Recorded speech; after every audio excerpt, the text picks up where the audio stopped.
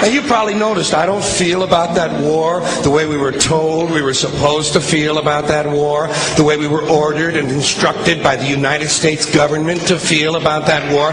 You see, I'll tell you, my mind doesn't work that way.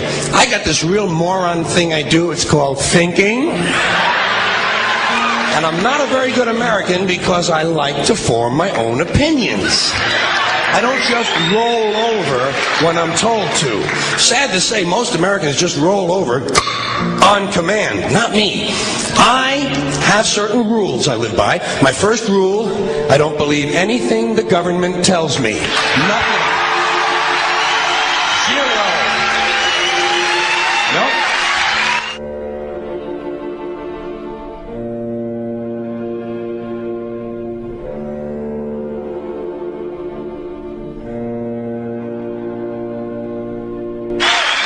And I don't take very seriously the media or the press in this country, who in the case of the Persian Gulf War were nothing more than unpaid employees of the Department of Defense, and who most of the time function as kind of an unofficial public relations agency for the United States government.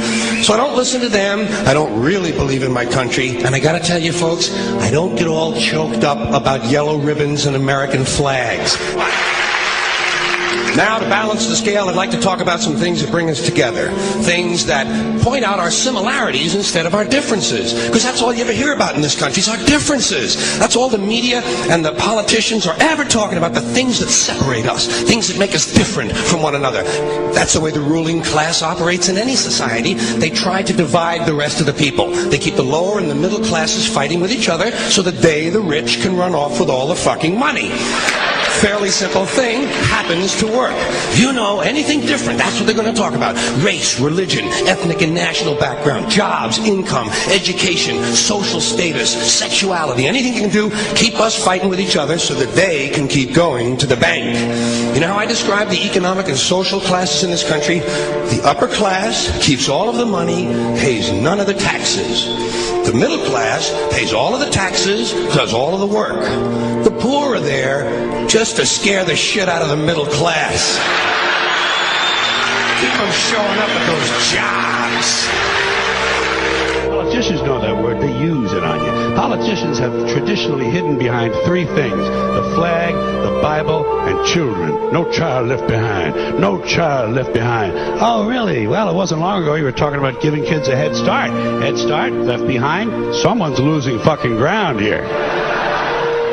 But there's a reason. There's a reason. There's a reason for this. There's a reason education sucks, and it's the same reason that it will never, ever, ever be fixed. It's never going to get any better. Don't look for it.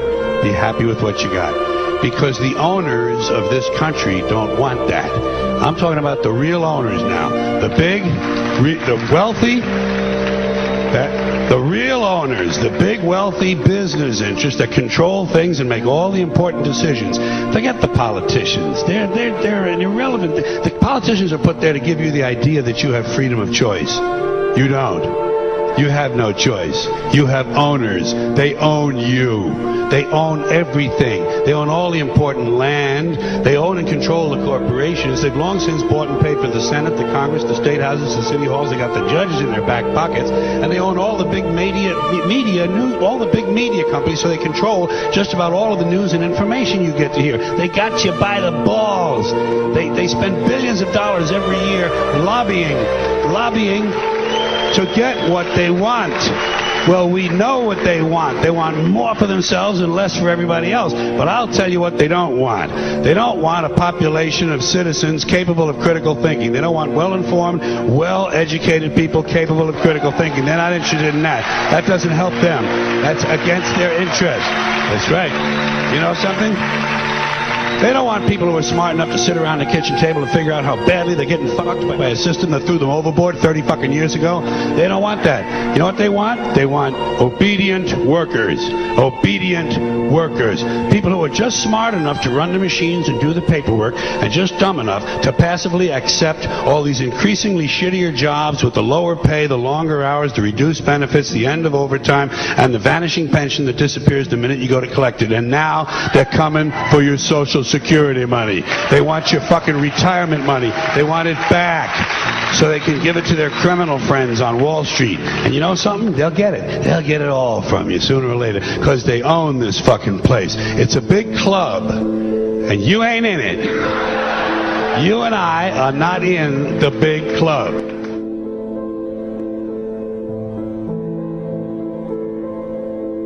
The greatest form of control is where you think you're free when you're being fundamentally manipulated and dictated to.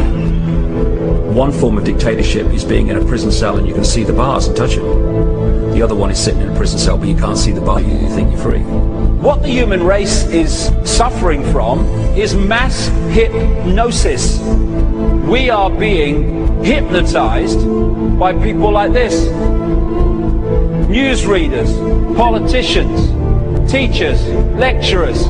We are in a country and in a world that is being run by unbelievably sick people. The chasm between what we're told is going on and what is really going on is absolutely enormous. The greatest hypnotist on planet Earth is a oblong box in the corner of the room. It is constantly telling us what to believe is real. Historically, the control and manipulation of political opinion has been the Freemasons' main weapon in gaining control of countries and states. Once in control of the rulers and politicians of a country, laws and political structures could be changed in accordance with their agenda. However, since restricting the body does not necessarily mean restricting the mind, the Freemason recognizes that their plan for a global government hinges completely on subduing the masses to their agenda, and thus eliminating opposition to their cause. And the greatest threat to their plan, posing more danger than any army or law, is the threat of a free-thinking mind. In order to eliminate this threat and to achieve their objective, the Masons have set about the boldest plan ever devised: the complete control of every aspect of human life, your life. And the weapons they are using against you are in your very homes, entertaining you and your children, and gradually indoctrinating you without you even realizing.